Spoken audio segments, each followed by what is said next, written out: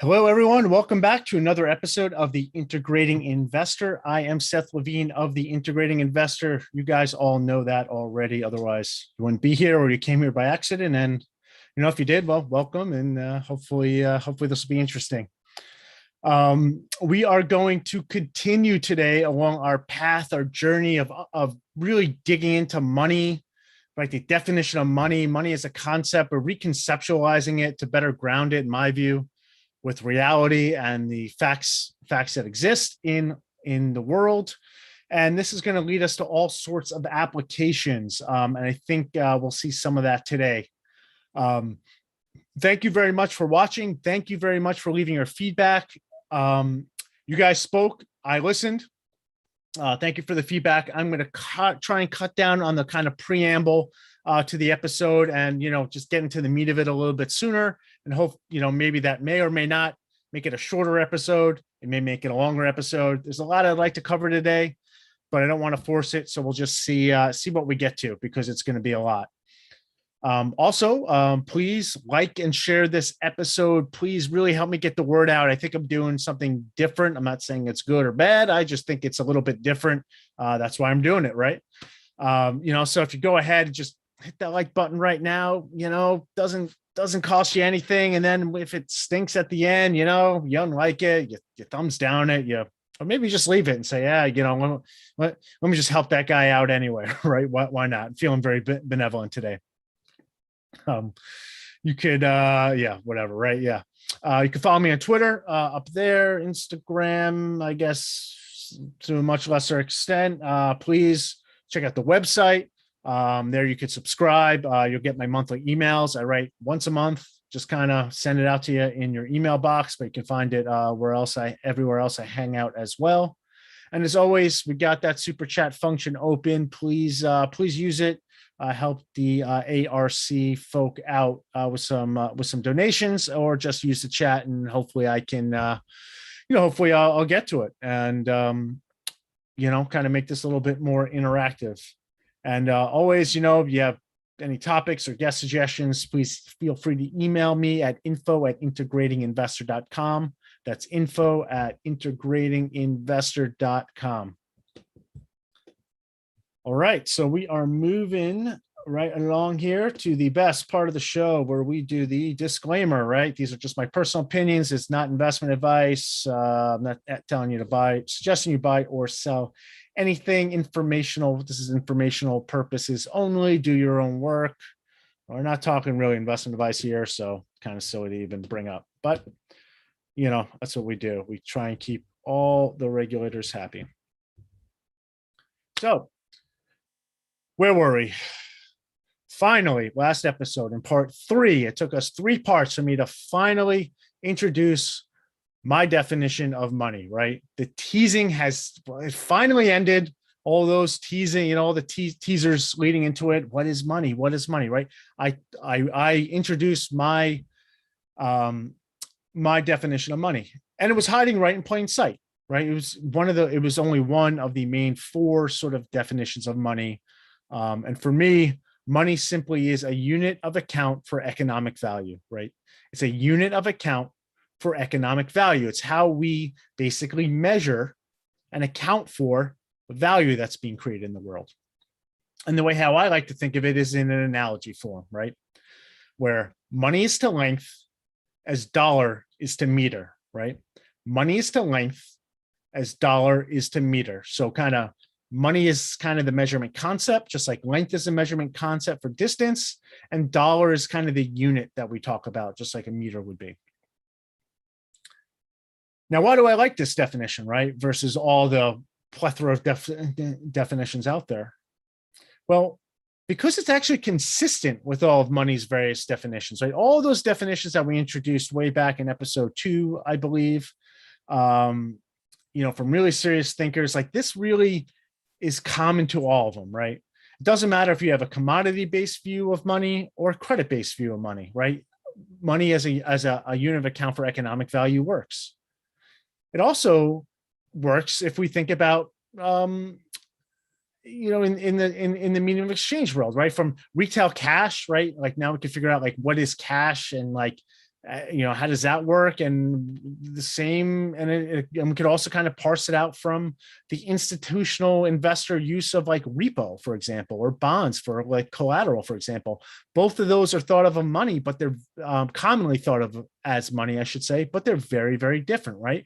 Yet, and now this conceptualization of money as a unit of economic unit of account only, we can separate those into currency and use those kind of in a more kind of consistent fashion. This definition also clears up a lot of confusion with what is and what isn't money, right? Is currency money? Credit cards, gold, bonds, M1, M2, all these things are thought of as money, right? But not by everyone and not all the time. So there's a bit of a contradiction and inconsistency there. But because if we actually reject those as concepts of money, right? And we just stick to money as the unit of account, we can now use those existence, right? Those individual existence in a more precise way, right? We can talk about currency, and we can talk about cash being currency, or checks being currency, or credit cards as currency, and even bonds as currency. And then we could talk about savings, right? Whether it be gold or even, again, bonds, right? Or even Bitcoin, right? We could talk about those in a savings context. And then the whole monetary standard concept becomes crystallized, right? Right? Fiat, we could talk about fiat currency regimes as monetary standards. And we could also talk about, the old gold standard as a monetary standard, right? Et cetera, all these things. Now, of course, this better precision is going to lead to better thinking, better understanding, and of course, better investing outcomes. So one of the things, that another way to view money as the unit of account is just thinking that, an implication of money being the unit of account is that money is production, right? When you produce something, you're actually producing money as a consequence, right? You produce, I build I manufacture this iPhone into existence, right? Well, I have an iPhone, and I also have, let's just say, let's say it's $1,000 this iPhone's, probably more or less, right? That's the going rate. So I can say I either have an iPhone or I have $1,000, right? It's the same thing, more or less, right? I have $1,000 of value or I have an iPhone, right? Because we are accounting for the production in money terms. So when we actually trade, right? So then like we have, so what we actually do is we trade this production for currency, right? I take my iPhone and I trade it. Let's say I want to sell it because I want something else, right? When we actually engage in the act of trading, we are trading production through the use of currency, right? Medium of exchange. Like, it's very literal, right? I don't want this iPhone anymore. I'm going to sell it for currency, and to get that currency to buy the stuff that I want in exchange for it. Maybe I want some new shoes or something that are very expensive. I don't know.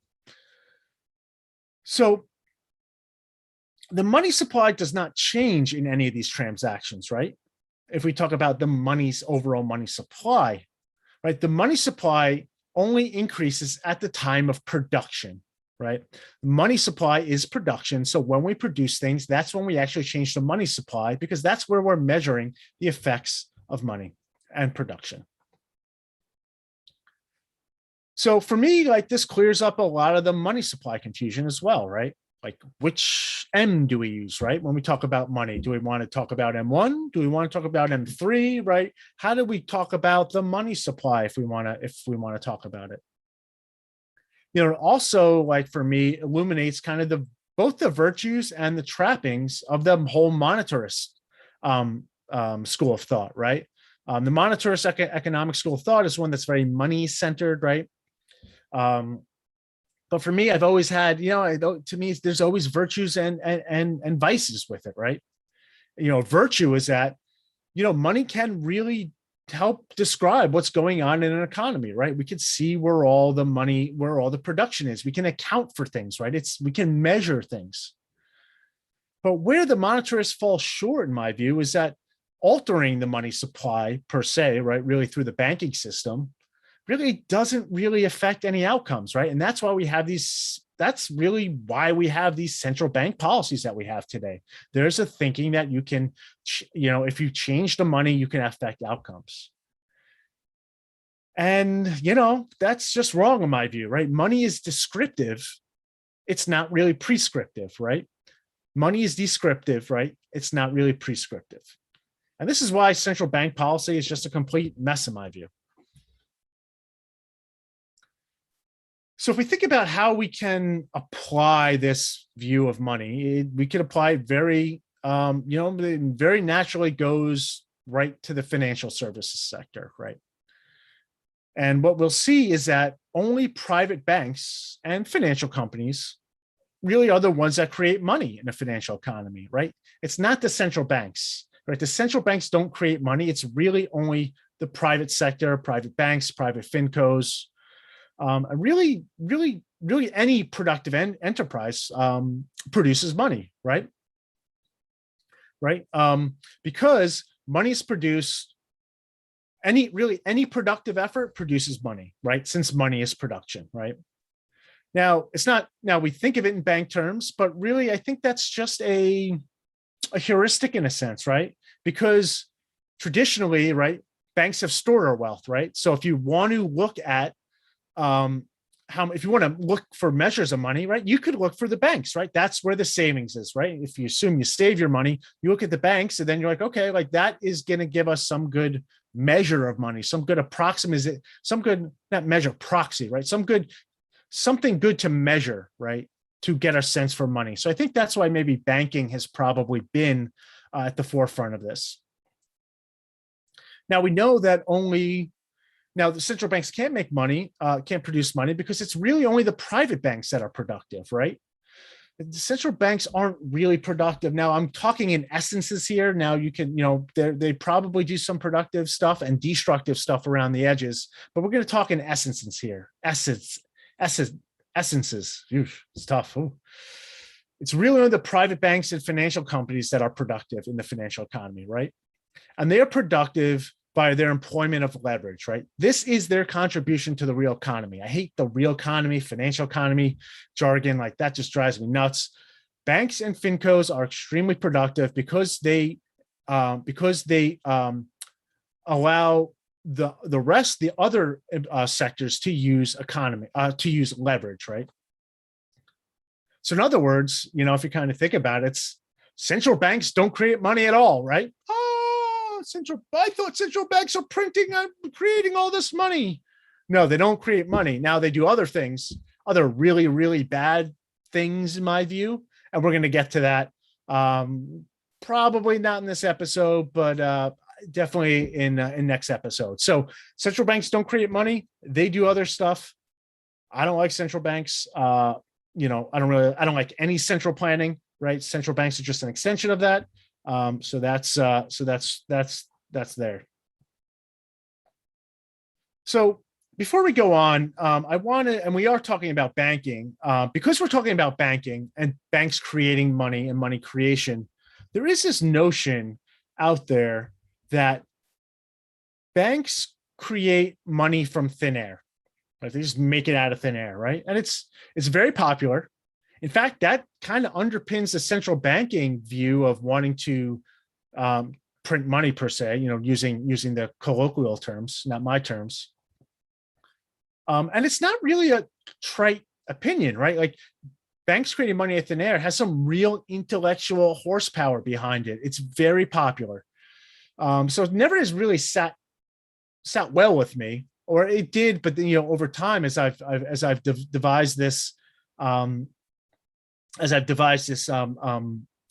viewpoint, I totally lost my train of thought, but it just doesn't sit well, right? So it's not trite. So I wanted to kind of look at it, right?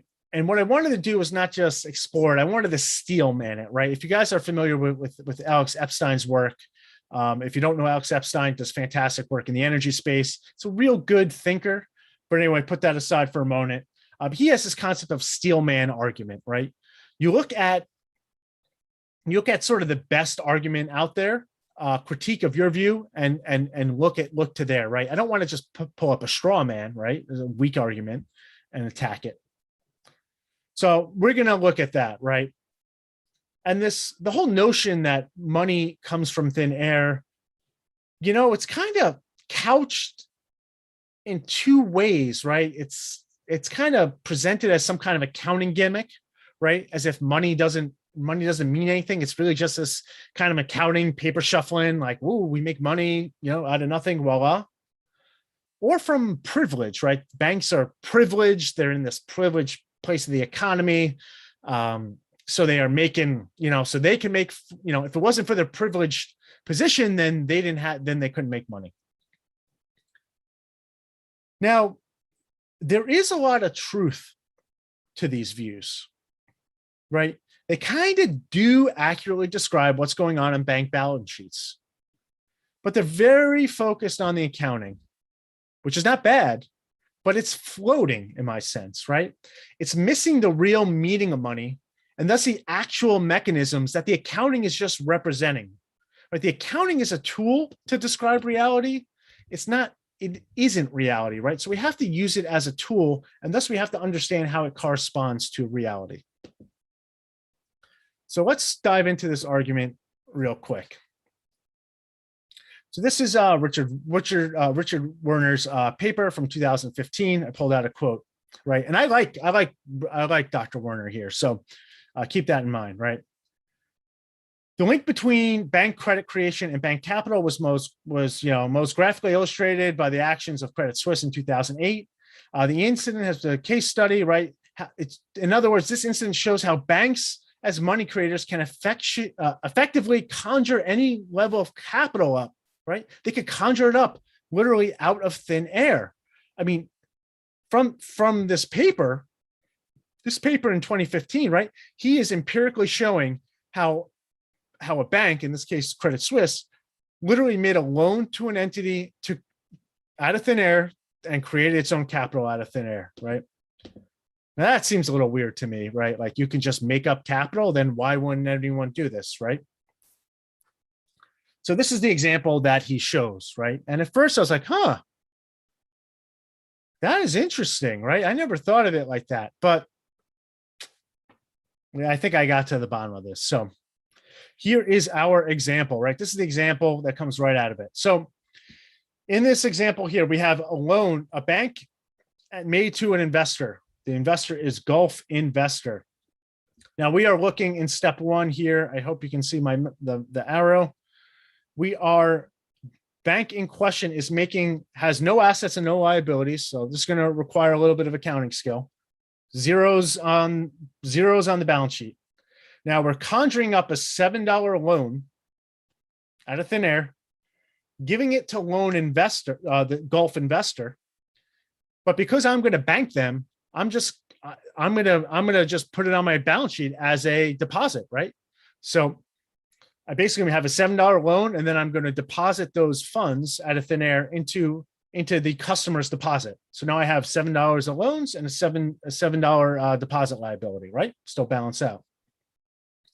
But then Gulf Investor is going to withdraw that $7 and buy a preferred stock that I'm going to issue it, right? Such that you are now buying. So now there is a liability swap into equity, right? So I basically made a loan to an investor. The investor took the money and now bought preferred shares let's call it equity, bought equity in my bank. All of a sudden, I went from having zero equity, right? Now I have $7 of capital. Voila, right? We just made money out of nowhere, right? Like, how did that happen? You make a loan to an entity, and the entity invests in me, and now we have capital out of nowhere. Sounds so easy, right? Right? I mean, well, unfortunately, it is not that easy, right? No, this money did not come from thin air. And now, as a tease, I'm going to check the chat because I realize we are running long here. So I will retort to this in a second. So, MA, Great to see you as always. Thanks for the thumbs up there and smiley faces. Thank you for the contributions. MA asks, do central banks steal our money? Do central banks steal our money? How do I want to answer that? It's not that the central banks steal, right? It's not really the central banks that steal our money, right? The money is being stolen through inflation, through a monetary debasement, right? So our standards of living are going down, right? So if you think about it, basically, if we think money is production, that just means all of our productive value gets smashed, right? In inflation. And there is a value to that. I mean, there is a legitimacy to that argument. It's going to be a little bit complicated in this fiat currency view of the world, but it's not that central banks steal our money, right? They are the mechanism for really the government, right? Governments overall to steal our money. And why it's governments who are stealing our money is because we're talking about legal tender, right? If there was no such thing as legal tender, no one can necessarily steal your money as in a debasement, right? As in a lowering of your monetary standard or a debasement of the monetary standard such that the things you have are automatically worth less via inflation, right? So it's really the government acting, and the central bank is its mechanism, and it really can only happen because there is legal tender involved, right? Does that answer your question, MA? I hope so. Just hit up that chat, and I'll come back, and I'll try and do a better job if I've not answered it well. So it's not really the central bank that is really taking our money. It's not really the central bank that is redistributing our wealth. They're just kind of like the actor, right? It's still kind of more broad. It's really being done by sort of the government in as a whole. All right. So we cannot make money from thin air. I'm very, very sorry, right? And like, sadly, the whole view of creating money from thin air is a very concrete view, right?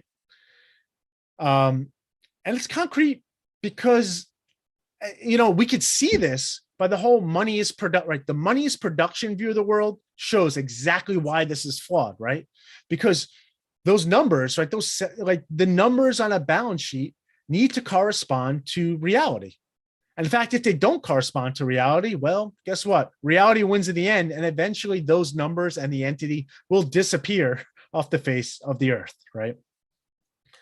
So let's think about that for a second, right? All right, let's take that example and let's actually ground in reality, right? Because it seems like these numbers are made up and moving around, right? We're just kind of making them up, moving around, but they're not, right? They have to correspond to the real world, right?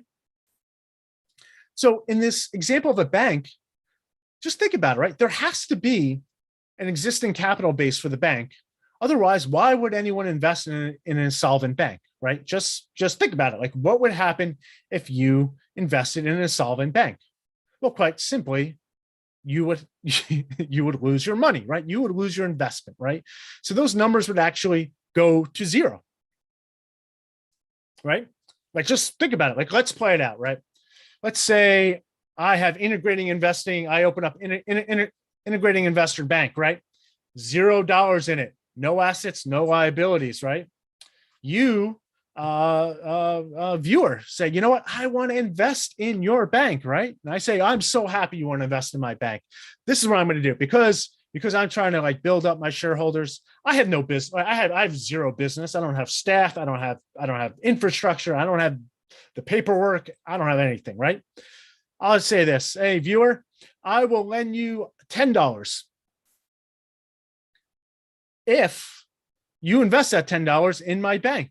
And you say, great, sure. Okay, great. I'm going to lend you the $10. You now invest in my bank. You now own $10 worth of my bank. You have a $10 equity stake in my bank, right? Awesome. You say, sweet. All right, now what's the stake worth? Well, let's think. What is that stake actually worth? I have bad news for you. It's worth absolutely nothing because I have no productive enterprise, right? It's just all fiction, right? It is, in a sense, conjuring numbers out of thin air, but its correspondence to reality is absolutely nil, right? It has no bearing in reality, right? So eventually, if you were to go and take that stake in Integrated Investor Bank, say, oh, hey, MA, how you doing? Guess what? I have $10 stake in Integrated Investor Bank. Like, and they would say, great, well, what's that worth? And you'd be like, oh, it's worth nothing, right? So where is this money that I created? Even though there's a loan, I can loan you $1 trillion, right? I can loan to you and you can invest $1 trillion in me, right? Because there's no basis in reality for the money that I lent you to exist. Your investment has no basis in reality to have any value, right? So it really is just fiction, right? So over time, if you do this in real life, like your investment goes to zero, the $7 in this example of a balance sheet will be zero, right? This bank is actually worth zero. Your investment is actually worth zero, and that will play out over time, right? Now, let's say this was almost legitimate. Let's say I actually had a bank where I had some operations and they just kind of needed some more money. I'm like, I'm really short $7, like, to make this. We have a whole bank, like here's a branch, here's our lending operations, here's our underwriters, here's our governance statements, yada, yada, yada. I actually make you that loan. You invest in equity in the bank and we're killing it, right? You have a $7 stake in the company.